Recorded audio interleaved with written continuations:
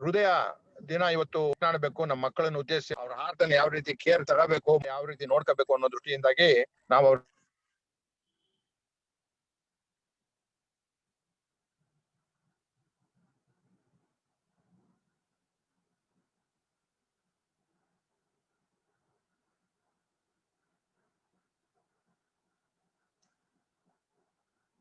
I think we have some connectivity issue. At this point, I welcome Dr. B. Ramesh sir to talk to our scouts and guides. Welcome, sir. ನಮಸ್ತೆ. ಈ world heart day ಸೆಲೆಬ್ರೇಷನ್ಗಾಗಿ ನನ್ನನ್ನು ಒಂದು ಮಾತಾಡಲಿಕ್ಕೆ ತಾವು ಅವಕಾಶ ಕೊಟ್ಟಿದ್ದೀರಿ. World heart day ಸಂಬಂಧದಲ್ಲಿ ಹೃದಯವನ್ನು ಹೇಗೆ ನಾವು ಸಂರಕ್ಷಿಸಿಕೋಬೇಕು, ಹೃದಯವನ್ನು ಹೇಗೆ ನಾವು ಆರೋಗ್ಯಕರವಾಗಿ ಇಟ್ಕೋಬೇಕು ಅನ್ನೋದನ್ನ ನಾನು ತಮ್ಮೆಲ್ಲರಿಗೂ ಹೇಗೆ ಇಟ್ಕೋಬಹುದು ಅನ್ನೋದನ್ನ ನಾನು ನಿಮಗೆ ಡಿಸ್ಕಸ್ ಮಾಡ್ಲಿಕ್ಕೆ ಇಷ್ಟಪಡ್ತೀನಿ. ಈ ಒಂದು ಅವಕಾಶವನ್ನ ಕೊಟ್ಟು Bharat scouts and guides commissioner ಆದ ಡಾಕ್ಟರ್ ಶ್ರೀ PGR ಸಿಂಧ್ಯಾ ಸಾಹೇಬರಿಗೆ ನಾನು ಚಿರಋಣಿ. ಮತ್ತೆ ಮಧುಸೂದನ್ ಅವ್ರಿಗೂ ನಾನು ನನ್ನ ಒಂದು ಹೇಳ್ತಾ ಇದ್ದೀನಿ, ಕೃತಜ್ಞತೆಗಳನ್ನ ಹೇಳ್ತಾ ಇದ್ದೀನಿ. Have the slide sir.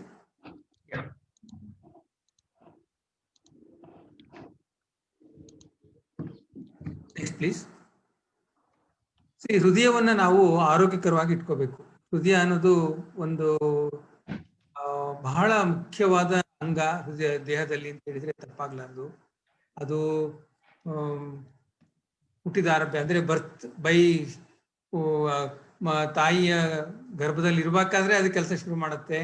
ಮತ್ತೆ ಅದು ಕಡೆ ಎಂಡ್ ಮೊಮೆಂಟ್ ತನಕ ಅದು ತನ್ನ ಕೆಲಸ ಕಾರ್ಯಗಳನ್ನ ಸಮರ್ಪಕವಾಗಿ ನಿರ್ವಹಿಸಿದ್ರೆ ಮಾತ್ರ ಮನುಷ್ಯ ಆರೋಗ್ಯಕರವಾಗಿ ಇರ್ಲಿಕ್ಕೆ ಸಾಧ್ಯ ಅಂತ ಹೇಳ್ತೀನಿ. Next slide please. Next slide please. ಇದರಲ್ಲಿ ನಿಮ್ಗೆ ಇಲ್ಲಿ ತೋರಿಸಿದ ಹಾಗೆ, can you go back? This is a gross structure of the heart and it is a small organ, ಒಂದು ಸೈಜ್ ಆಫ್ ದ ಫಿಸ್ಟ್ ಅಂತ ಹೇಳ್ಬೋದು, weighing about 250 grams to 300 grams. And there are various chambers in the heart: right atria, right ventricle, left atria, left ventricle. These are two great arteries. Aorta ಅಂತ ಹೇಳ್ತೀವಿ, pulmonary artery ಅಂತ ಹೇಳ್ತೀವಿ. Right heart ಅಲ್ಲಿ all these impure blood ಇದಾಗುತ್ತೆ.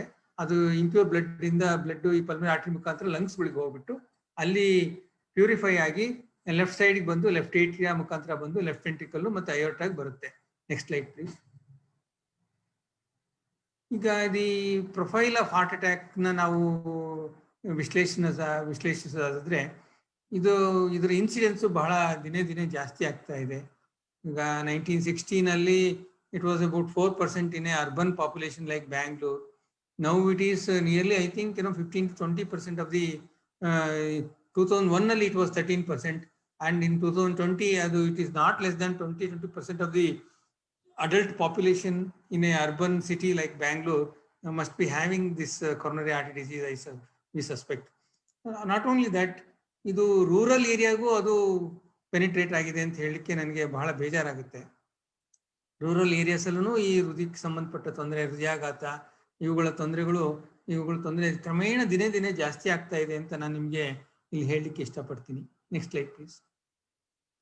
ಇವುಗಳಿಗೆ ಕಾರಣಗಳೇನು? Emerging factors ಅಂದ್ರೆ standard causes ಅಂತಂದ್ರೆ, standard ಕಾರಣಗಳು ಅಂತಂದ್ರೆ ಡಯಾಬಿಟಿಸು, ಹೈಪರ್ ಟೆನ್ಷನ್, ರಕ್ತದಲ್ಲಿ ಕೊಲೆಸ್ಟ್ರಾಲ್ ಇರೋದು, ಇವೆಲ್ಲ ಸ್ಟ್ಯಾಂಡರ್ಡ್. ಸ್ಮೋಕಿಂಗು, ಇವೆಲ್ಲ ಅತ್ಯಂತ already established risk factors. But emerging risk factors ಅಂತಂದ್ರೆ ಸೆಂಟ್ರಲ್ ಒಬೇಸಿಟಿ, ಅಂದ್ರೆ ಒಬೇಸಿಟಿ ಬೊಜ್ಜುತನ ಅಂತ ಹೇಳ್ತೀವಲ್ಲ ಅದು, ಡಿಸ್ಲಿಪಿಡಿಮಿಯಾ ಅಂದ್ರೆ ಈ ಕೊಲೆಸ್ಟ್ರಾಲ್ ಅವೆಲ್ಲ ಕಾಂಪೋನೆಂಟ್ಸ್ ಜಾಸ್ತಿ ಇರೋದು ರಕ್ತದಲ್ಲಿ, ಆಮೇಲೆ ಇನ್ಸುಲಿನ್ ರೆಸಿಸ್ಟೆನ್ಸ್ ಅಂದ್ರೆ ಇದೆ ಡಯಾಬಿಟಿಸ್ಗೆ ಸಂಬಂಧಪಟ್ಟ ಹಾಗೆ, ಆಮೇಲೆ ಲ್ಯಾಕ್ ಆಫ್ ಎಕ್ಸಸೈಸು, ಇವೆಲ್ಲ ಹೊಸ ಕಾರಣಗಳು. ಇವುಗಳಿಂದ ಈ ಹೃದಯದ ಕಾಯಿಲೆ, ಹೃದಯದ ಹಾರ್ಟ್ ಅಟ್ಯಾಕ್ ಇನ್ಸಿಡೆನ್ಸ್ ದಿನೇ ದಿನೇ ಹೆಚ್ಚಾಗ್ಲಿಕ್ಕೆ ಕಾರಣವಾಗಿದೆ ಅಂತ ಇಲ್ಲಿ ಹೇಳಲಿಕ್ಕೆ ಇಷ್ಟಪಡ್ತೀನಿ. Next slide please. ಈ ಹಾರ್ಟ್ ಅಟ್ಯಾಕ್ ಅಂದ್ರೆ ಏನು, ಯಾವ್ಯಾವ ರೀತಿ ಅದನ್ನ ನಮ್ಮನ್ನ ತೋರ್ಪಡಿಸ್ಬೋದು? First and foremost is sudden death. ಅಂದ್ರೆ ನಿಮ್ಗೆ ಕೇಳಿರ್ಬೋದು ಎಷ್ಟೋ ಸರಿ, ಮನುಷ್ಯ ಆರಾಮಾಗಿದ್ರಪ್ಪ, ನನ್ನ ಜೊತೆಗೆ ನಾನು ಊಟ ಮಾಡ್ಕೊಂಡು ನನ್ನ ಜೊತೆ ಊಟ ಮಾಡಿದ್ರು, ಮಲಗಿದ್ದಾರೆ ಮತ್ತೆ ಹೇಳಲೇ ಇಲ್ಲ ಅಂತಂದ್ರೆ ಅವ್ರು ಸಡನ್ ಆಗಿ ಮಲಗಿ ಯಾವುದೋ ಒಂದು ನಿದ್ರಾವಸ್ಥೆನಲ್ಲಿ ಹೋಗ್ಬಿಟ್ಟಿದ್ದಾರೆ. ಅಥವಾ ನಡೀತಾ ಇದ್ದಾರೆ, ಹಾಗೆ ಸಡನ್ ಆಗಿ ಕುಸಿದ್ರು ಮತ್ತೆ ಹೇಳಲೇ ಇಲ್ಲ. ಆಟ ಆಡ್ತಾ ಇದ್ರು, ಕುಸಿದ್ರು, ಹೇಳಲೇ ಇಲ್ಲ. ಈ ತರದ್ದು ದಿನಾನಿತ್ಯ ನಾವು ಕೇಳ್ತಾ ಇರ್ತೀವಿ. ಅದು ಸಡನ್ ಡೆತ್. ಅಂದ್ರೆ ಏನು ಯಾವುದೇ ತರವಾದ ಸಿಂಪ್ಟಮ್ಸ್, ಎದೆ ನೋವು, ಉತ್ಸಾಹ ಏನು ಇಲ್ದೇನೆ ಸಡನ್ ಆಗಿ ಜೀವಹಾನಿ ಆಗೋದು. ಒಂದು nearly 30% of the heart attacks present like this ಅಂತ ಹೇಳಿದ್ರೆ ತಪ್ಪಾಗ್ಲಾರ್ದು. ಆಮೇಲೆ ಪ್ರಮುಖವಾಗಿ ಇದರ ಗುಣಲಕ್ಷಣ ಅಂತಂದ್ರೆ ಎದೆ ನೋವು. ಅದು ಈ central part of the chest ಅಂತ ಹೇಳ್ತೀವಿ ನೋಡಿ, ಇಲ್ಲಿ ಇದೆಯಲ್ಲ, ಈ ಪೋರ್ಷನ್ ಅಲ್ಲಿ ಎದೆ ನೋವು, ಅದು ಒಂಥರ ಒತ್ತದಂಗೆ ಆಗೋದು, ಭಾರ ಹೇರ್ದಂಗೆ ಆಗೋದು. ಆಮೇಲೆ ಅಸೋಸಿಯೇಟೆಡ್ ವಿತ್ ಬ್ರೆತ್ಲೆಸ್ನೆಸ್, ಆಮೇಲೆ ಪ್ರೊಫ್ಯೂಸ್ ಸ್ವೆಟ್ಟಿಂಗು, ಆಮೇಲೆ ಏನೋ ಒಂದು ಇಂಪೆಂಡಿಂಗ್ ಡೂಮ್ ಆಫ್ ಡೆತ್ ಅಂತ ಹೇಳ್ತೀವಿ. ಇಂಪೆಂಡಿಂಗ್ ಡೂಮ್ ಆಫ್ ಡೆತ್ ಅಂದ್ರೆ ಅಯ್ಯೋ ಜೀವ ಹೊರಟೆ ಹೋಗುತ್ತೋ ಏನೋ ಅಂತ ಒಂದು ಗಾಬರಿ ಆ ಒಂದು ವ್ಯಕ್ತಿಗೆ ಉಂಟಾಗುತ್ತೆ. ಪ್ರೊಫ್ಯೂಸ್ ಸ್ವೆಟ್ಟಿಂಗು. ಆಮೇಲೆ ಸಮ್ಟೈಮ್ಸ್ ಈ ಪೇಯ್ನ್ ಇದೆಯಲ್ಲ, ಇಲ್ಲಿ ಎದೆ ಸೆಂಟ್ರಲ್ ಪಾರ್ಟ್ ಇಂದ ನೆಕ್ಕಿಗೆ ಹೋಗ್ಬೋದು, ಬ್ಯಾಕಿಗೆ ಹೋಗ್ಬೋದು, ಎಡಭಾಗ ಅದು ಇನ್ನರ್ ಪಾರ್ಟ್ ಆಫ್ ದಿ ಇದಕ್ಕೆ ಹೋಗ್ಬೋದು. ವೆರಿ ರೇರ್ಲಿ ಎಪಿಗ್ಯಾಸ್ಟ್ರಿಕ್ ಅಲ್ಲೂ ಹೊಟ್ಟೆನಲ್ಲೂ ಈ ತರ ನೋವು ಕಾಣಿಸ್ಕೋಬಹುದು. ಮೆನಿ ಟೈಮ್ಸ್ ಹೇಳಿದ್ನಲ್ಲ, ಇದನ್ನ ಗ್ಯಾಸ್ಟ್ರೈಟಿಸ್ ಅಂತ ಅನ್ಕೊಂಡು ಏನೋ ಟ್ರೀಟ್ಮೆಂಟ್ ಕೊಟ್ಟಿರ್ತಾರೆ. ಕೆಲವರು ಏನೋ ಬೆನ್ನು ನೋವು ಬಂದಿದೆ ಅಂತ ಹೇಳಿ ಟ್ರೀಟ್ಮೆಂಟ್ ಕೊಟ್ಟಿರ್ತಾರೆ.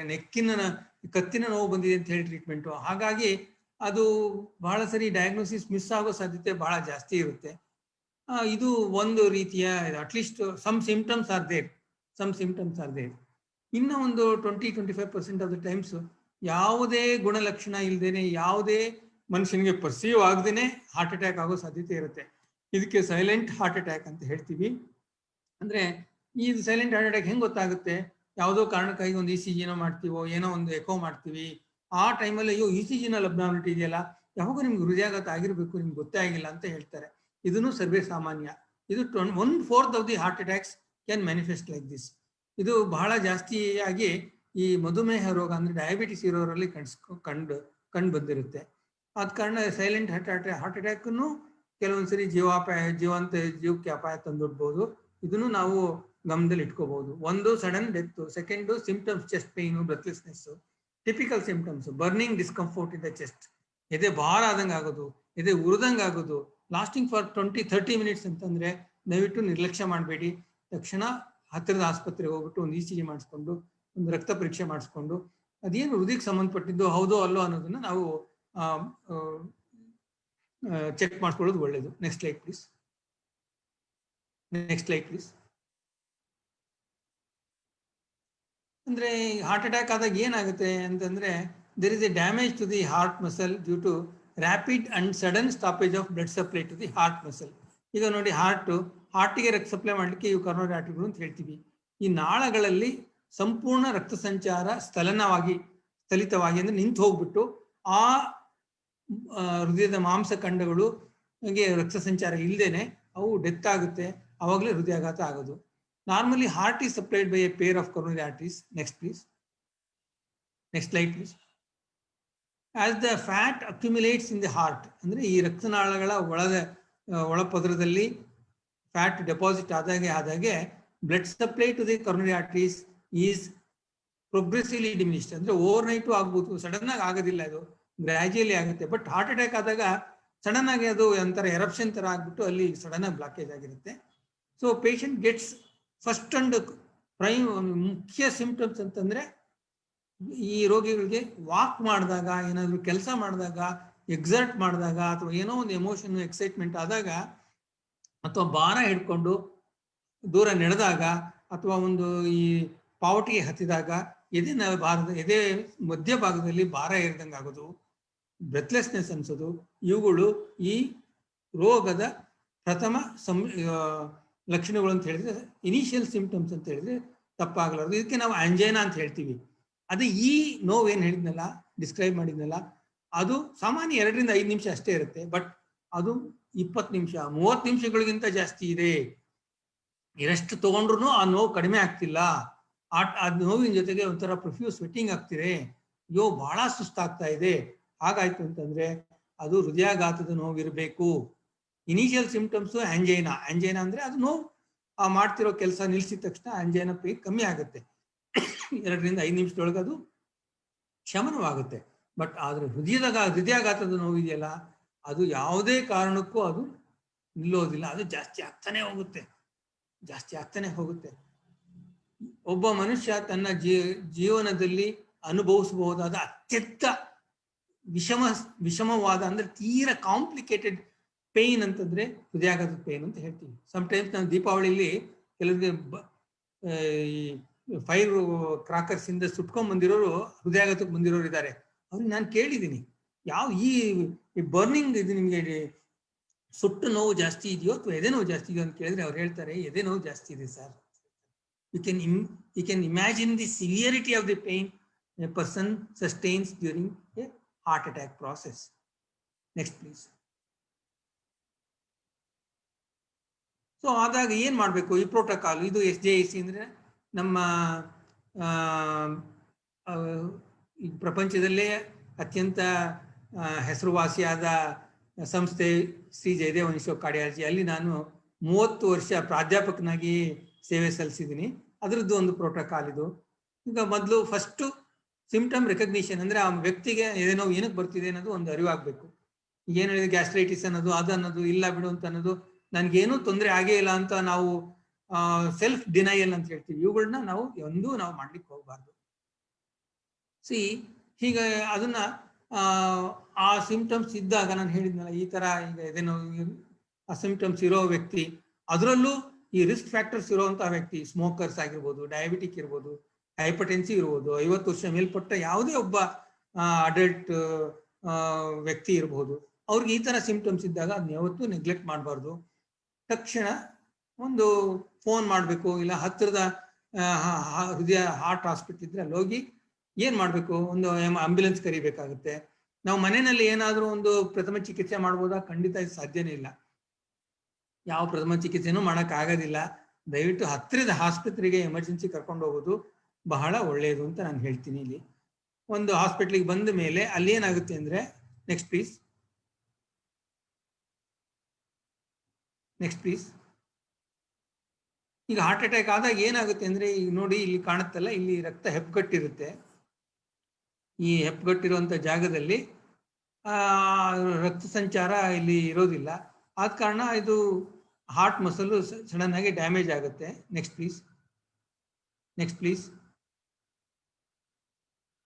ನೋಡಿ ಇದೇ ಕ್ಲಾಟ್ ಆಗಿರೋದು ಕಾಣುತ್ತಲ್ಲ, ಇದು ರಕ್ತನಾಳ. ಇವುಗಳಿಗೆ ಕೊರೋನರಿ ಆರ್ಟರೀಸ್ ಅಂತ ಹೇಳೋದು. ಇವುಗಳಲ್ಲಿ ಫ್ಯಾಟ್ ಡೆಪಾಸಿಟ್ ಆಗಿ ಇನ್ನೊಂದಿದೆ ಫ್ಯಾಟ್, ಇದು ವೈಟ್ ಥಿಂಗ್ ಕಾಣುತ್ತಲ್ಲ, ಯೆಲ್ಲೋ ಥಿಂಗು ಅದೇ ಫ್ಯಾಟು. ಅದರಲ್ಲಿ ಇದು ರಕ್ತ ಹೆಪ್ಪುಗಟ್ಬಿಟ್ಟು ಸಡನ್ ಆಗಿ ಅದು ರಕ್ತ ಸಂಚಾರ ಸ್ಥಗಿತವಾಗ್ಬಿಡುತ್ತೆ. ಆದ ಕಾರಣ ಮುಂದೇನು ಬ್ಲಡ್ ಸಪ್ಲೈ ಇಲ್ಲೇ ಇರೋದ್ರಿಂದ ಹೃದಯದ ಮಸಲು ಅದು ಡ್ಯಾಮೇಜ್ ಆಗಿಬಿಡುತ್ತೆ. ಆ ಡ್ಯಾಮೇಜ್ ಆದ ಪ್ರಾಸೆಸ್ನಲ್ಲಿ so many things can happen. ಅದು ಡ್ಯಾಮೇಜ್ ಆದಾಗ ಹಾರ್ಟ್ ಬೀಟಿಂಗ್ ನಿಂತೋಗ್ಬಿಡ್ಬೋದು, ಅದು ಹಾರ್ಟ್ ಎರ್ರಬಿರಿ ಬೀಟ್ ಆಗ್ಬೋದು. ಅವುಗಳೆಲ್ಲದ್ರಿಂದ ಹೃದಯಕ್ಕೆ ತೊಂದರೆ ಆಗಿ ಜೀವಕ್ಕೆ ಅಪಾಯ ಆಗ್ಬೋದು. Next slide please.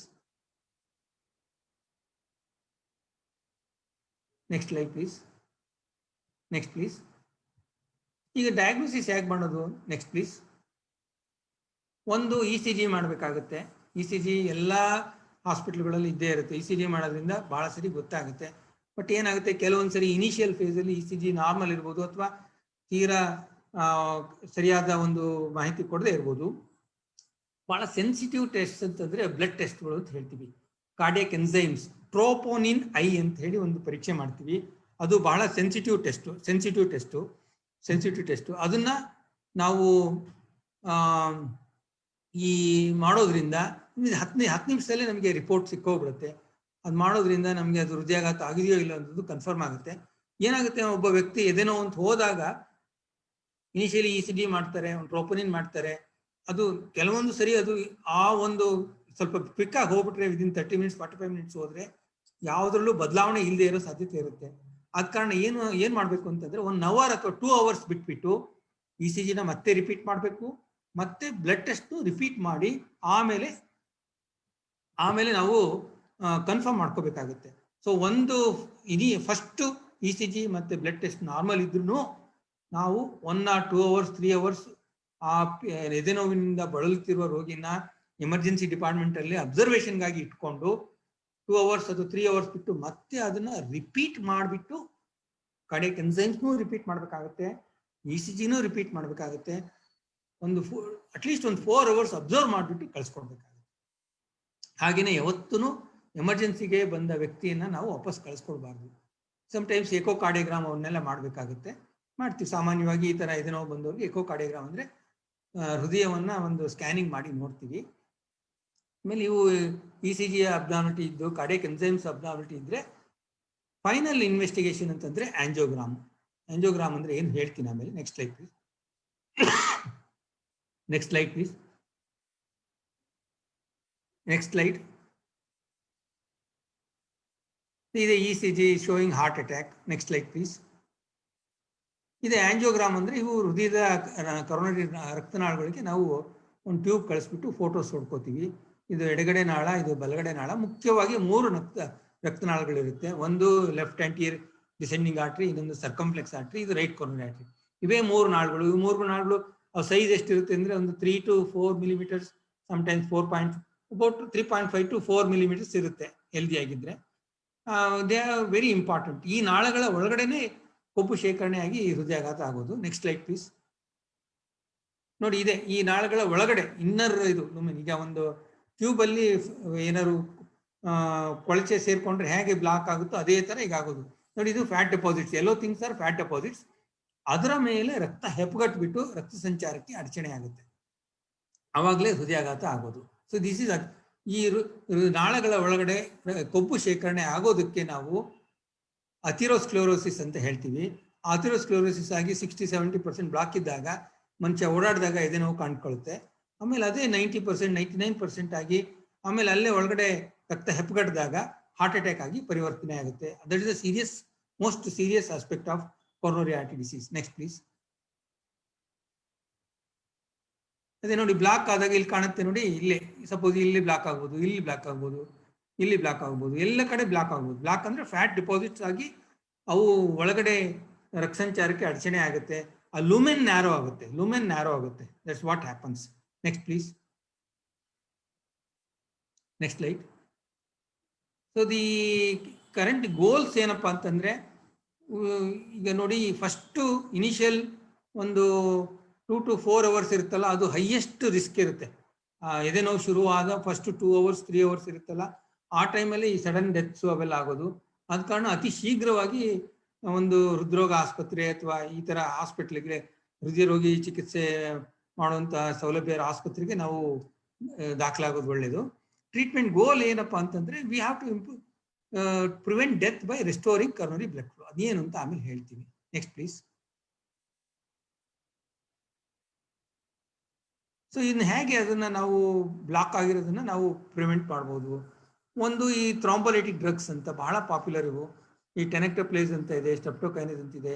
ಇವುಗಳು ಕೊಡೋದ್ರಿಂದ ಆ ರಕ್ತ ಹೆಪ್ಪುಗಟ್ಟಿರುತ್ತಲ್ಲ ಒಂದು ನಾಳದಲ್ಲಿ, ಯಾವುದೋ ಒಂದು ಜಾಗದಲ್ಲಿ ಒಳಗಡೆ ಫ್ಯಾಟ್ ಡೆಪಾಸಿಟ್ಸ್ ಆಗಿ ಅದ್ರ ಮೇಲೆ ರಕ್ತ ಹೆಪ್ಪುಗಟ್ಟಿರುತ್ತೆ. ಆ ಹೆಪ್ಪುಗಟ್ಟಿರೋದನ್ನ ನಾವು ಕರಗಿಸ್ಬೋದು ಈ ಥ್ರಾಂಬೋಲೈಟಿಕ್ ಡ್ರಗ್ಸ್ ಇಂದ. ರಕ್ತ ಸಂಚಾರನ ಇಮಿಡಿಯೇಟ್ಲಿ ನಾವು ರೆಸ್ಟೋರ್ ಮಾಡ್ಬೋದು. ಇದು ಆಕ್ಚುಲಿ ಇದು ವರಪ್ರಾಯವಾಗಿದೆ ಅಂತಾನೆ ನಾನು ಹೇಳಲಿಕ್ಕೆ ಇಷ್ಟಪಡ್ತೀನಿ. ನೆಕ್ಸ್ಟ್ ಅಪ್ಪ. Next please. ಇನ್ನೊಂದು ಅಂತಂದ್ರೆ, ಈ ಎದೆನೋವು ಬಳಲ್ತಿರೋ ರೋಗಿ ಹಾರ್ಟ್ ಅಟ್ಯಾಕ್ ಆಗಿದೆ ಅನ್ನೋದು ನಮಗೆ ECG ಮುಖಾಂತರ ಮತ್ತೆ ರಕ್ತ ಪರೀಕ್ಷೆಯ ಮುಖಾಂತರ ಅದು ಕನ್ಫರ್ಮ್ ಆಯ್ತು ಅಂತಂದ್ರೆ, ಇಮಿಡಿಯೇಟ್ಲಿ ನಾವು ಪೇಷಂಟ್ನ ಒಂದು ಕ್ಯಾತ್ ಲ್ಯಾಬ್ ಅಂತ ಒಂದು ಪರೀಕ್ಷೆ ಇದೆ, ಪರೀಕ್ಷಾ ವಿಭಾಗ ಇದೆ, ಕ್ಯಾತ್ ಲ್ಯಾಬ್. ಅಲ್ಲಿಗೆ ನಾವು ಕಳಿಸ್ಬಿಟ್ಟು ಕ್ಯಾತ್ ಲ್ಯಾಬಿಗೆ ಕಳಿಸಿ ಒಂದು ಆಂಜಿಯೋಗ್ರಾಮ್ ಅಂತ ಒಂದು ಪರೀಕ್ಷೆ ಮಾಡ್ತೀವಿ. ಆಂಜಿಯೋಗ್ರಾಮ್ ಅಂತ ಒಂದು ಪರೀಕ್ಷೆ ಮಾಡಿ ಅವು ಬ್ಲಾಕೇಜ್ ಎಲ್ಲಾಗಿದೆ ಅನ್ನೋದನ್ನ ತಿಳ್ಕೊಂಡು, ಅಲ್ಲಿ ಬ್ಲಾಕೇಜ್ ಆಗಿರೋದನ್ನ ಇಮಿಡಿಯೇಟ್ ಅವರ job is to relieve the obstruction. ಅದು ಹೇಗೆ ಮಾಡ್ತೀವಿ ಅಂದ್ರೆ, ಈ ಬಲೂನ್ ಮೇಲೆ ಒಂದು ಸ್ಟೆಂಟ್ ಇರುತ್ತೆ ನೋಡಿ, ಬಲೂನು. ಆ ಬಲೂನ್ ಇನ್ಫ್ಲೇಟ್ ಮಾಡಿದಾಗ ಸ್ಟೆಂಟು ಎಕ್ಸ್ಪಾಂಡ್ ಆಗುತ್ತೆ. Next please. ಇದು ಒಳಗಡೆ ಬ್ಲಾಕ್ ಆಗಿರೋ ಜಾಗ, ಇದು ಫ್ಯಾಟ್ ಡೆಪಾಸಿಟ್ ಆಗಿದೆ ನೋಡಿ, ಫ್ಯಾಟ್ ಡೆಪಾಸಿಟ್ ಆಗಿದೆ, ಅದು ಇದು ಬ್ಲಾಕ್ ಆಗಿರೋದು. ಅದನ್ನ ಅದರಲ್ಲಿ you can see this is narrowing. ಇಲ್ಲೇ ಫ್ಯಾಟ್ ಡೆಪಾಸಿಟ್ಸ್ ಆಗಿರೋದು. ನಾವು ತಿಂತೀವಲ್ಲ ಕೊಬ್ಬಿನ ಆಹಾರ ಪದಾರ್ಥಗಳು, ಅವುಗಳೇ ಹೋಗಿ ಈ ನಾಳಗಳ ಒಳಗಡೆ ಶೇಖರಣೆಯಾಗಿ ಈ ತರ ಲುಮೆನ್ ನ್ಯಾರೋ ಆಗಿರುತ್ತೆ. ಈ ಲುಮೆನ್ ನ್ಯಾರೋ ಆದಾಗ ಅಲ್ಲಿ ರಕ್ತ ಹೆಪ್ಪುಗಟ್ಬಿಡುತ್ತೆ. ಅವಾಗ ರಕ್ತ ಸಂಚಾರ ಸಂಪೂರ್ಣವಾಗಿ ಸ್ಥಗಿತವಾಗಿ ಮುಂದೆ ಬ್ಲಡ್ ಫ್ಲೋ ಇರೋದೇ ಇಲ್ಲ, ಅವಾಗಲೇ ಹೃದಯಾಘಾತ ಆಗೋದು. ಇದಕ್ಕೆ ನಾವು ಆಂಜಿಯೋಪ್ಲಾಸ್ಟಿಲಿ ಏನ್ ಮಾಡ್ತೀವಿ ಅಂತಂದ್ರೆ, ಒಂದು ಬಲೂನ್ ಹಾಕ್ಬಿಟ್ಟು ಅದನ್ನ ಬ್ಲಾಸ್ಟ್ ಮಾಡ್ತೀವಿ, ಅದನ್ನ ಓಪನ್ ಮಾಡ್ತೀವಿ, ಪ್ಯಾಸೇಜ್ನ ಸ್ವಲ್ಪ ಕ್ಲಿಯರ್ ಮಾಡ್ಕೋತೀವಿ. Next slide please. ಅಲ್ಲಿ ಸ್ಟೆಂಟ್ ಅನ್ನೋದನ್ನ ಹಾಕ್ಬಿಟ್ಟು ಅದನ್ನ ಎಕ್ಸ್ಪಾಂಡ್ ಮಾಡ್ತೀವಿ. ನೋಡಿ, ಸ್ಟೆಂಟ್ ಹಾಕಿ ಎಕ್ಸ್ಪಾಂಡ್ ಮಾಡ್ತಾ ಇದ್ದೀವಿ. ಈ ಸ್ಟೆಂಟ್ ಇದು it is A stabilising factor. ಅದು ಅದರಿಂದ ರಕ್ತ ಸಂಚಾರ ಮತ್ತೆ ಪುನಃಸ್ಥಾಪನೆ ಆಗ್ಬಿಟ್ಟು ಹೃದಯ ಬ್ಲಡ್ ಫ್ಲೋ ಮತ್ತೆ ಎಸ್ಟಾಬ್ಲಿಷ್ ಆಗೋದ್ರಿಂದ ಈ ಹಾರ್ಟ್ ಅಲ್ಲಿ ಏನು ಹಾರ್ಟ್ ಅಟ್ಯಾಕ್ ಆಗಿ ಏನು ಡ್ಯಾಮೇಜ್ ಆಗ್ಬೋದು ಅದನ್ನ ನಾವು ಸಂಪೂರ್ಣವಾಗಿ ನಾವು ತಡೆಗಟ್ಟಬಹುದು. ಅರ್ಲಿ ಸ್ಟೇಜಸ್ ಅಲ್ಲಿ ಫಸ್ಟ್ 1 hour 2 hours ಅಲ್ಲಿ ಈ ಆಂಜಿಯೋಪ್ಲಾಸ್ಟಿ ಮಾಡಿ ರಕ್ತ ಸಂಚಾರವನ್ನ ನಾವು ಪುನಃಸ್ಥಾಪಿಸೋದ್ರಿಂದ ಹೃದಯಕ್ಕೆ ಆಗಬಹುದಾದ ಡ್ಯಾಮೇಜ್ ಅನ್ನ ನಾವು ಸಂಪೂರ್ಣವಾಗಿ ನಾವು ತಡೆಗಟ್ಟಬಹುದು. ಮತ್ತೆ ಹೃದಯವನ್ನು ನಾವು ಸಂಪೂರ್ಣವಾಗಿ ನಾರ್ಮಲ್ ಆಗಿ ಇಟ್ಕೊಳ್ಳಿಕ್ಕೆ ಸಾಧ್ಯತೆ ಇದೆ ಅಂತ ಹೇಳಿಕ್ಕೆ ಇಷ್ಟಪಡ್ತೀನಿ. Next please. ಇನ್ನೊಂದು ಕೆಲವೊಂದ್ಸರಿ ಬ್ಲಾಕೇಜ್ಗಳು ಜಾಸ್ತಿ ಇದ್ರೆ ಮಾಡೋ ಚಿಕಿತ್ಸೆ ಅಂತಂದ್ರೆ ಬೈಪಾಸ್ ಸರ್ಜರಿ. ನೋಡಿ, ಇಲ್ಲಿ ಬೈಪಾಸ್ ಸರ್ಜರಿ ನೋಡಿ, ಬ್ಲೂ ಇದೆಯಲ್ಲ, ಅದು ಕಾಲೊಳಗಿಂದ ವೇನು ತೆಗೆದುಬಿಟ್ಟು, ವೇನ್ ಅಂದ್ರೆ ಇದೆ ವೇನ್ಸ್, ಅವುಗಳನ್ನ ತೆಗೆದು ಸಪೋಸ್ ಇಲ್ಲಿ ಬ್ಲಾಕ್ ಇದ್ರೆ ಅಲ್ಲಿಂದ ಬೈಪಾಸ್ ಮಾಡಿದ್ದಾರೆ. ಇನ್ನೊಂದು ಎದೆನಲ್ಲಿ ಒಂದು ಮ್ಯಾಮರಿ ಆರ್ಟರಿ ಅಂತ ಇರುತ್ತೆ, ಅದನ್ನು ಬೇಕಾದ್ರೆ ಈ ಕಂಡ್ಯೂಟ್ ಆಗಿ ನಾವು ಯೂಸ್ ಮಾಡಬಹುದು. ಇಂಟರ್ನಲ್ ಮ್ಯಾಮರಿ ಆರ್ಟರಿ ಅಂತ ಹೇಳ್ತೀವಿ. So it can be arterial conduits or it can be venous conduits. Next please.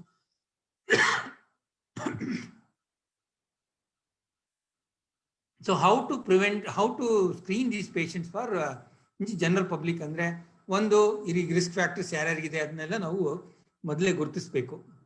Healthy life style, early detection of the risk factors, ಆಮೇಲೆ ಇನ್ವೆಸ್ಟಿಗೇಷನ್ಸು. ಫಸ್ಟ್ ಈಗ ಡಿಟೆಕ್ಷನ್ ಆಫ್ ರಿಸ್ಕ್ ಫ್ಯಾಕ್ಟರ್ಸ್ ಅಂತಂದ್ರೆ diabetes ಇದೆಯೋ ಹಾಗೆ, ಪ್ರತಿ ಈಗ 35-40 ವರ್ಷ ಆದ ಪ್ರತಿಯೊಬ್ಬ ವ್ಯಕ್ತಿನೂ ಅವಾಗ ಬ್ಲಡ್ ಟೆಸ್ಟ್ಗಳನ್ನೆಲ್ಲ ಮಾಡಿಸ್ಕೋಬೇಕು. ಶುಗರ್ ಏನಾದ್ರು ಇದೆಯೋ ಹಾಗೆ ತಿಳ್ಕೊಬೇಕು. ಎರಡನೇದಾಗಿ ರಕ್ತದಲ್ಲಿ ಕೊಲೆಸ್ಟ್ರಾಲ್ ಅಂಶ ಇದೆಯೋ ಹಾಗೆ ಅದನ್ನು ತಿಳ್ಕೊಬೇಕು. ಅದನ್ನ ಲಿಪಿಡ್ ಪ್ರೊಫೈಲ್ ಅನ್ನೋ ಒಂದು ಪರೀಕ್ಷೆ ಮಾಡಿಸ್ಬೇಕಾಗತ್ತೆ. ಮೂರನೇದಾಗಿ ಏನಾದ್ರು ಈ ಟೆಸ್ಟ್ಗಳು, ಟ್ರೆಡ್ಮಿಲ್ ಟೆಸ್ಟ್ ಅಂತ ಇದೆ, ಸ್ಟ್ರೆಸ್ ಥ್ಯಾಲಿಯಂ ಅಂತಿದೆ, ಇವುಗಳು ಮಾಡೋದ್ರಿಂದ ಒಳಗಡೆ ಏನಾದ್ರು ಬ್ಲಾಕೇಜ್ ಡೆವಲಪ್ ಆಗ್ತಿದೆಯೋ ಹಾಗೆ ಅಂತ ನಮಗೆ ಒಂದು ಇಂಡೈರೆಕ್ಟ್ ಆಗಿ ನಮಗೆ ಗೊತ್ತಾಗುತ್ತೆ. ಆಮೇಲೆ ಏನಾದ್ರು ಸಿಂಪ್ಟಮ್ಸ್ ಅನಾಲಿಸಿಸ್, ಎಂಜೈನಾ ಇದ್ರೆ, ಚೆಸ್ಟ್ ಪೇನ್ ಇದೆ ಅಂದ್ರೆ, ಎದೆ ನೋವು ಬರ್ತಾ ಇದ್ರೆ ನಾವು ಈ ಪರೀಕ್ಷೆಗಳನ್ನ ಮುಖಾಂತರ ಈ ಸ್ಟ್ರೆಸ್ ಟೆಸ್ಟ್ ಅವುಗಳನ್ನೆಲ್ಲ ಮಾಡೋದ್ರಿಂದ ಅದು ಹೃದಯದ ನೋವು ಹೌದು ಅಲ್ಲ ಅಂತ ನಾವು ಕನ್ಫರ್ಮ್ ಮಾಡಿಕೊಂಡು ಅದಕ್ಕೆ ತಕ್ಕ ಹಾಗೆ ನಾವು ಚಿಕಿತ್ಸೆ ಮಾಡ್ಬೋದು. ಆಂಜಿಯೋಗ್ರಾಮ್ನ ಕೆಲವು ಈಗ ಯಾರಿಗೆ ಬೇಕೋ ಅವ್ರಿಗೆ ನಾವು ಮಾಡಬೇಕಾಗುತ್ತೆ. Next please. Next slide. ಇದು ಟ್ರೆಡ್ಮಿಲ್ ಟೆಸ್ಟು.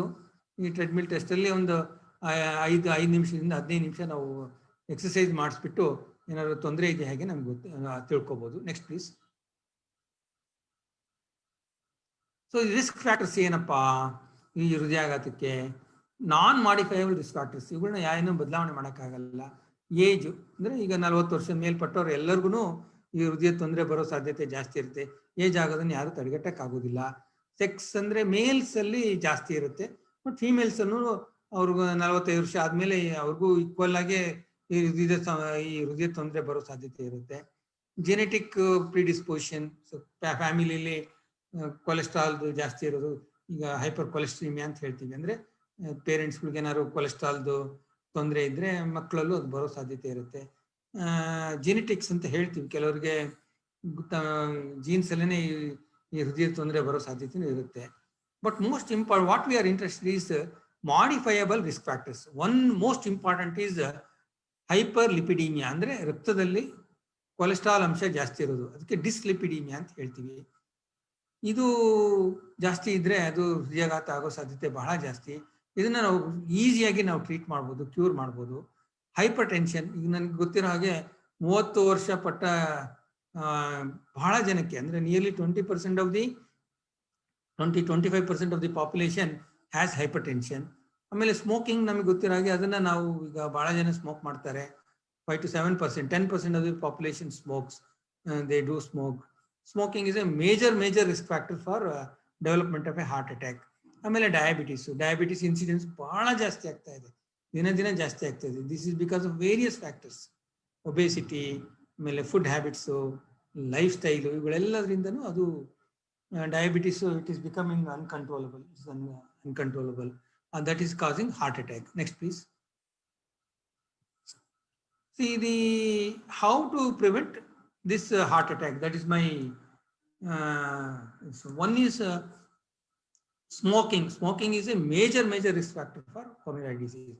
Smoking ಅಲ್ಲಿ ಒಂದು ಈ ಸಿಗರೆಟ್ ತಂಬಾಕು ಸೇರ್ತೀವಲ್ಲ, ಅದರಲ್ಲಿ ಒಂದು more than 200 ಕೆಮಿಕಲ್ಸ್ ಇರುತ್ತೆ. more than 200 chemicals. ಅದರಲ್ಲಿ ಪ್ರಮುಖವಾದದ್ದು ನಿಕೋಟಿನ್. ಈ ನಿಕೋಟಿನ್ ಏನಿದೆ ಅದು ಹೃದಯನ್ನ ಒಂಥರ ಸ್ಟಿಮ್ಯುಲೇಟ್ ಮಾಡಿಬಿಟ್ಟು ಈ ನಾಳಗಳ ಒಳಪದರವನ್ನ ಅದು ಡ್ಯಾಮೇಜ್ ಮಾಡುತ್ತೆ. ನಾಳಗಳ ಒಳಪದರವನ್ನ ಅದು ಡ್ಯಾಮೇಜ್ ಮಾಡಿ ಒಳಗಡೆ ಅದು ನಾಳಗಳ ಒಳಗಡೆ ಕೊಬ್ಬು ಶೇಖರಣೆ ಆಗ್ಲಿಕ್ಕೆ ಅದು ಕಾರಣವಾಗುತ್ತೆ ಅಂತ ನಾನು ಇಲ್ಲಿ ಹೇಳಲಿಕ್ಕೆ ಇಷ್ಟಪಡ್ತೀನಿ. ಆ ಕೊಬ್ಬು ಶೇಖರಣೆ ಆಗಿ ಬೇಗನೆ ಪ್ರಿಮೆಚ್ಯೂರ್ ಆಗಿ ಅಥೆರೋಸ್ಕ್ಲೆರೋಸಿಸ್ ಆಗಿ ಬೇಗನೆ ಒಂದು 30 ವರ್ಷ 35 ವರ್ಷ 40 ವರ್ಷ 45 ವರ್ಷದೊಳಗೆ ಹೃದಯಾಘಾತ ಆಗುತ್ತೆ, ಕೆಲವರಿಗೆ ಸ್ಟ್ರೋಕ್ ಆಗುತ್ತೆ. ಇವುಗಳೆಲ್ಲದಕ್ಕೂ ಮುಖ್ಯ ಕಾರಣ ಅಂದ್ರೆ smoking. Other problems with smoking is cancer, ಆಮೇಲೆ ಲಂಗ್ಸ್ ಹಾಳಾಗೋದು, ಇವುಗಳೆಲ್ಲವೂ ಸ್ಮೋಕಿಂಗ್ ಇಂದ ಆಗುತ್ತೆ. ಆದ ಕಾರಣ ಸ್ಮೋಕಿಂಗ್ ಯಾರು ಮಾಡಲೇಬಾರ್ದು. ಅದರಲ್ಲೂ ಈ ಬ್ಲಡ್ ಪ್ರೆಷರು ಮತ್ತೆ ಡಯಾಬಿಟಿಸ್ ಮುಂತಾದ ರಿಸ್ಕ್ ಫ್ಯಾಕ್ಟರ್ಸ್ ಇರೋ ವ್ಯಕ್ತಿಯಂತೂ ಸ್ಮೋಕಿಂಗ್ ಸಂಪೂರ್ಣ ನಿಲ್ಲಿಸಬೇಕು. ಆಮೇಲೆ ಆಲ್ರೆಡಿ ಹೃದಯದ ತೊಂದರೆ ಆಗಿದ್ರೆ ಆ ವ್ಯಕ್ತಿ ಸ್ಮೋಕಿಂಗ್ ಮಾಡ್ತಾ ಇದ್ರೆ ಅದರಂತಹ ಮಹಾ ಅಪರಾಧ ಇನ್ಯಾವುದೂ ಇಲ್ಲ ಅಂತ ಹೇಳಿಕ್ಕೆ ಇಷ್ಟಪಡ್ತೀನಿ. ಎರಡನೇದು ಬ್ಲಡ್ ಪ್ರೆಷರ್. ಬ್ಲಡ್ ಪ್ರೆಷರ್ನ ನಾವು ಯಾವಾಗಲೂ ಕಂಟ್ರೋಲ್ ಇಟ್ಕೋಬೇಕು.